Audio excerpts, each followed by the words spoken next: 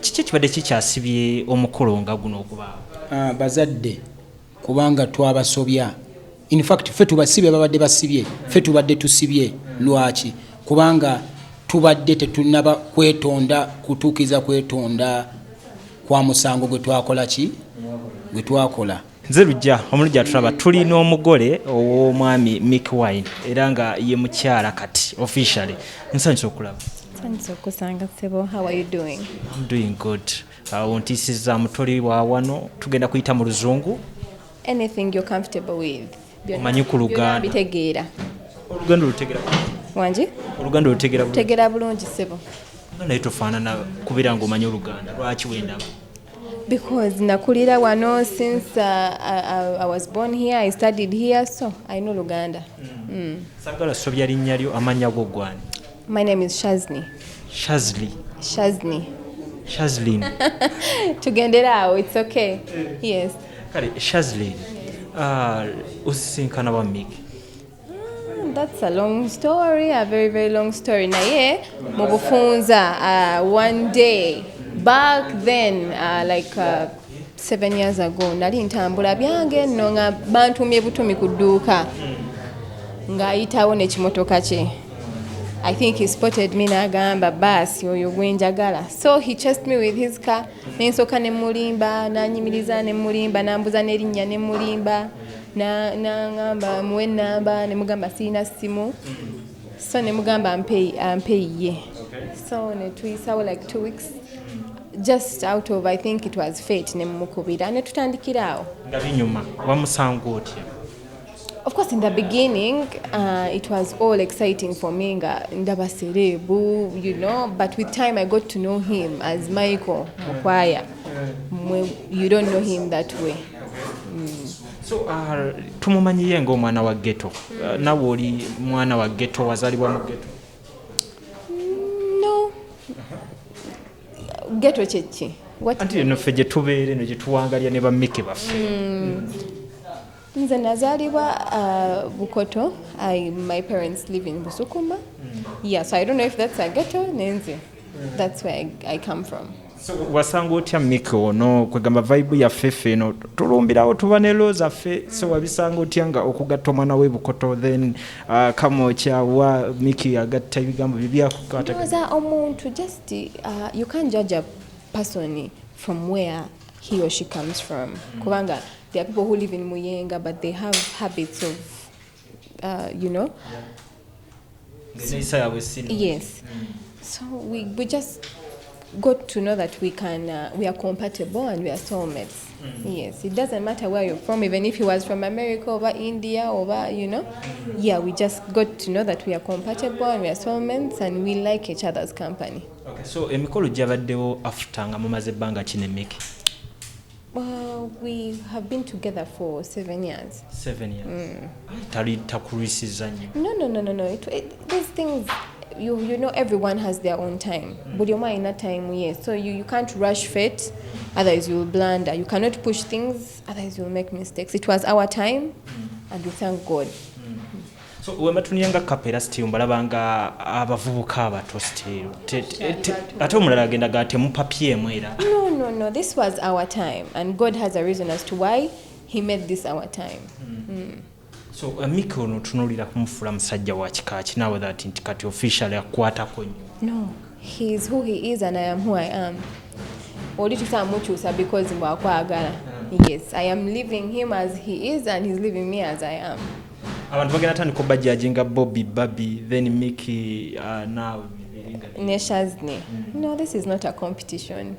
Otherwise, fena twandibadde twejajinga, fena twandibadde tukola competition. This is not a competition. Everyone is in love with, themselves. But we look up to them, of course. They are our inspiration. And we love them so much. Mpozi Mikie wali omuzaddeyo ku baana? Yes, we have 3 children. 3? Yes. Kintu ng'okikwasiza mayi? Alhamdulillah. Okay, so njagala tunulire biki byokola ng'oggyeko okubeera ntutulaba kati oli mukyala officially ne Mikie? I have my side businesses. Sandyagadde okwogera wano ku camera, yes, but I'm a working lady. So Mikie okubeera omuyimbi okisanze otya? No, that's his hustle. That's where I get that's where he gets the money to put food on our table. So I respect him very much that he's a working man. Simu yayo bachi akolera sente ze. Then pressure y'abano bawala abalala bano, girls of your age, mamanyi buli omu abayagala Mikie ku stage bamiba Mikie. So pressure yabo ojikoze otya, ogihandlinze otya?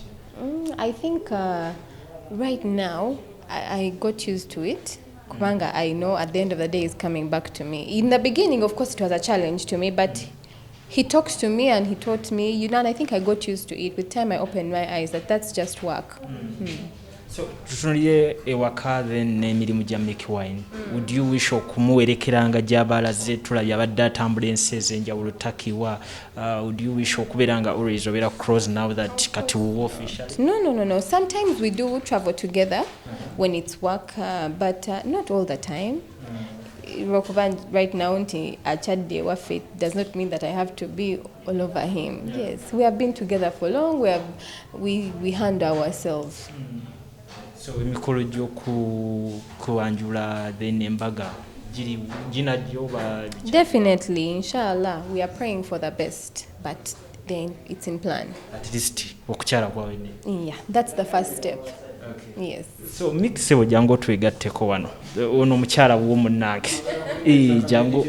Jangu twegatteko wano obeere n'omukyala. Naye nga kapa eno ntonyo Mikie. Ntonyo. Akezimbira tekaba kato. Olumanyi olw'olugero. Kugamba waliwo embeera kati we tutandikira okutya ffe ba blood bo netugamba Mikie ng'asazeewo mangu. Munnange n'ekyo nange nnyinza okwebuuza nga temwanstopinga kusalawo okufuuka wakabi ne munfuula owakabi nga nkyali muto. Kubanga nze apart from fresh kid nze yasooka okufuuka sita nga nkyali muto. Yeah, so nga tebangamba banne Mikie ng'ofuuse sita ng'okyali muto. So nze everything nzijjamu positivity. Yeah, situnuulira negativity yo sigitunuulira, ntunulira kintwala mu maaso kubanga the end of the day nja kukula nkaddiwe nfe, but kyensinga okukolerera legacy yange kikyenaalekawo. Omuntu okumuyita legend tekitegeeza mbu oli mukadde. No, some people confuse being old and a legend. Abamu ekigambo legend bakikozesa bubi. Okitegera n'omwana omuto asobola okubeera legend. Yes, kubanga akoze ekyenjawulo ekigenda okulekawo legacy. Okitegera era mwekiva. Okitegera so kakati just tulina kwebeereramu ne tukola bye tulina okukola. Yeah. So emyaka 7 omwe ayinza okugamba nti gibadde mingi ng'oli ne mwana muno omuzaddemu n'abaana baabo 3. Kiki kibadde kikyasibye omukolo nga guno okubaawo? Bazadde kubanga twabasobya. In fact ffe tubasibye babadde basibye, ffe tubadde tusibye. Lwaki? Kubanga tubadde tetunaba kwetonda kutuukiza kwetonda kwa musango gwe twakola gwe twakola.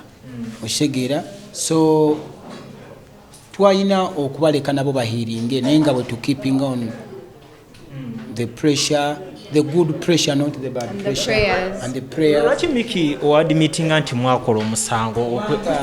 Samutwala mu ngeri gye nalina mutwalamu ate ngera yali akyali mwana muto. Bihappeninga mu Uganda n'ensi zonna abantu beeyagala ne basala n'abaana. Yes, that's not the right way. Kirungi okigambye beeyagala ne bazaana abaana naye nga buli omu oyinza okukwana n'omuwala n'omwagala naye ate walubeerawo eyamuzaala. So kati gwe eyamuzaala obeera omulese mu position ki kubanga naye abeera ayagala nnyo omwana we. Gomanyi oguvubuka okuva eri nga gufaanana nga nze tunaba kutegeera mutima gwagwo. Okitegeera naye kubanga abantu batujajinga according to our looks naddala abalooks abatana batusomako abatana batumitinga physically ne batujajinga of which it's okay. Naye twayagala tusigale kati mukulu wange yagivaamu nadda mweri naye ffe twayagala tusigale mweno look so that to inspiring n'abalala abali mweno look ate ne tu challenginga n'abalala batali mweno look nti it's not about the looks. You can't judge the book according to its cover. So okugenda n'owa abazadde ekitiibwa kibeera kitiibwa naawe gy'oli ate noono kibeera kitiibwa eri mukyalawo kubanga byebisima kaigula batubadde bakabinga tetunaba kukyala kati olowooza tebagenda kutya buti ebitiba bye byeyongera naye ate kati okutya bwe kuli Mikie stage yo kyakuba abantu omuziki abawala abato bakyaliyo bangi ofiki babeera oluusi n'ebigendererwa abamu baba bakweyagaliza byonna oluusi ne music bitambula nakukwagala nga wooli kigenda kuteeka wakati ng'omaze obbalaga nti kati official osetuli abanjagala baba n'ebigendererwa naye nange nina ebigendererwa okitegeera those are two different things balina ebigendererwa naye nange nina ebigendererwa ekigendererwa kyange okuwasa ono okubanga mutima gwange gwe gwagala the heart what wants is the heart omutima gwagala kikye gwagala temunjogeza nnyo olwebyo lwaki tosobola gufoosinga kwagala kye gutaagala bo mu music kiggwera wakati mu music nze nsobola n'okukwata squeeze ku stage naye tulowooza bwe nkukwata squeeze tubeera tweyagala abantu beekisinga ne mu videos ne beekisinga mu movies kitegeeza abeera mwami na mukyala no era bwakisinga nva ne ku stage nga simujjukira mune munansonyiwa abakyala mbaagala nnyo naye olwono gwembere obwongo bwange kati ne bwema nkutte squeeze mbeera ndaba nkutte ono kati munnaye munansonyiwa nyinjusi nva ku stage nga sibajjukira ate owulira otya nga Mikie akutte omukyala ku stage No, I understand and I accepted that that's work. kale Mikie emikolo gy'okukyala gyawedde okwanjula mbaga tugendera bagamba katusoke tulwanyise covid yona atuviire kubanga nze omukolo gwange kati ogw'omu nnyumba gwawedde oguddako gw'abanganda bakonya mikwano so katusabe covid yaggwe tomanya tuyinza n'ogukuba ennamboole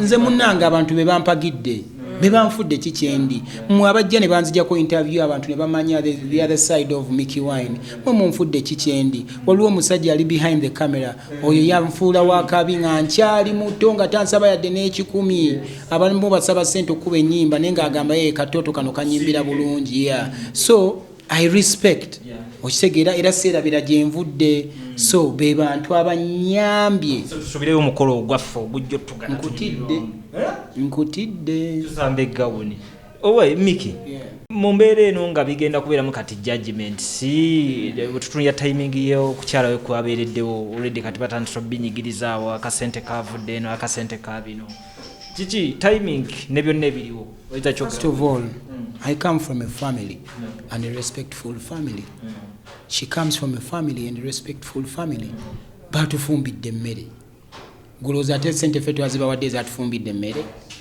kati nabo bakolera bazavudde mu nuupu nze nagenze kukyalira mukyala wange osegeera nze nagenze kukyalira mukyala wange kukyalira abazadde ba mukyala wange so abantu abalina negativity babiteekamu ebyobufuzi no buli omu walibeerawo omuntu nga ye oluusi ekintu bwe kiba kimulemye okukola anoonya gwe kinamulema naye kale oyo ne waba akikoze naye era esaati eno nnungi naye ate epeesa lyataddeko lya bulaaka lwaki nayo teryataddeko lya white so buli gwe mbadde nkola naye interview mugamba kino era ensi ekimanye nti no one is stupid. I repeat, no one is stupid, but if you pretend to be stupid, stupidity becomes part of you. You become stupid. Okitegeera kubanga bw'oba otambula n'ekintu bw'oba otambula olaba n'essaati ne bw'ogyambala ennyo batuuka nebeera nga kuggwe ne bagamba oyo omulabira kweyo essaati oyo omulabira kweyo essaati so tewali muntu musiru naye ate bwe tutandika okwewunza n'ekirungi ne tukijjamu ekibi ate tutandika okufuuka abagwagwa obugwagwa ne bufuuka kitundu kuffe so kati tukkiriza bugwagwa kufuuka kitundu kuffe tetwewunze kati tuli binyira tutunule straight the point, let's appreciate. Because for us we are here to inspire before we expire.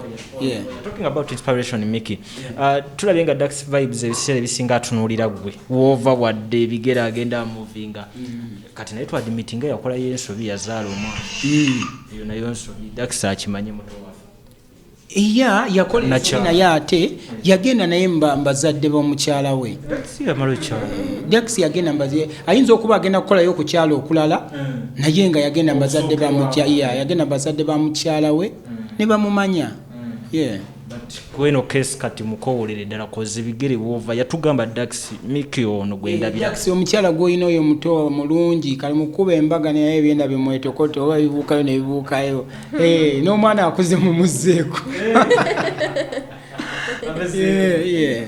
So finally nga tumaliriza Mikie njagala kwegamba omukyala mumpereyo obugambo kwegamba buli bwennyini obunansi nange nfuna inspiration buli lunaku mbumugamba naye era namugamba and I always promise her sometimes oluusi oba yadouting nga agamba oba ono galabika gamukubye but I told her that one day I will mbaga you osekeera. So this is just the beginning of our journey. Kirungi tuli ba mikwano tukolera wamu ne bwe tuba twekubye eŋŋuumi temumanya tetuliwo nti ffe tuli ba angels era abantu tebabalimba eyo nti ba angels banyiiga naye kiyamba nnyo n'okunyiiga kubanga mufinding a solution ne kitaddamu that very thing ate kuddamu kuba kyankalanya. So tukulira mu nsobi naye olaba tusigala tukyali ffenna. There is a big reason as to why. Ate abantu banyiikira okusaba ffe tusaba munnange tusaba Katonda. Ono azaalibwa mu famire y'Abasiraamu nze nzaalibwa mu famire y'Abakatuliki naye tetwakkiriza nti Katonda ali omu gwe tusaba era tufukamira ku maviivi gaffe ne tusaba. Ekindini kyoyogeddeko ekyo oluusi kitera okuleeta obuzibu eyo ffe gye tuyitira nga Abasiraamu bagamba omwami alina kuba Musiraamu. But still love wins. Love yafuuka love. Mikie buki bw'otera omugamba on daily basis? On daily basis. Nga tolekayo kigamba Mikie. Normally, I always tell him when he's leaving the home to take care of himself. And before he always leaves, we always pray. Yes. Bannaye binaanyuma ebyakapo yabo tusaba Katonda tusobozesa omukolo tubeewo bubeezi muyina okuba mu mateeka tusooke tukube kano ka covid left hook katuviire katunyumirwe embaga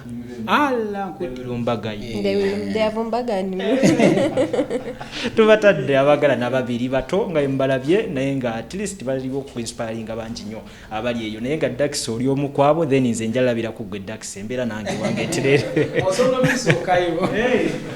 Dax yabasooka nja kudda koze lujja tubadde ne Mikie asaako omukyala mu mbeera gye balimu binyuma saba Katonda bankumire paka program enaddako. Are you interested in upgrading your sleeping and bathing experience? Then Ziwa & Sons is the right spot for you. We sell blankets, bed sheets, duvet covers, bed covers, mattress protectors, mosquito nets, wardrobe, all closets, towels, bathrobes, pillows, traveling pillows, cushions, shoe rack, dyeing rack, and ironing boards.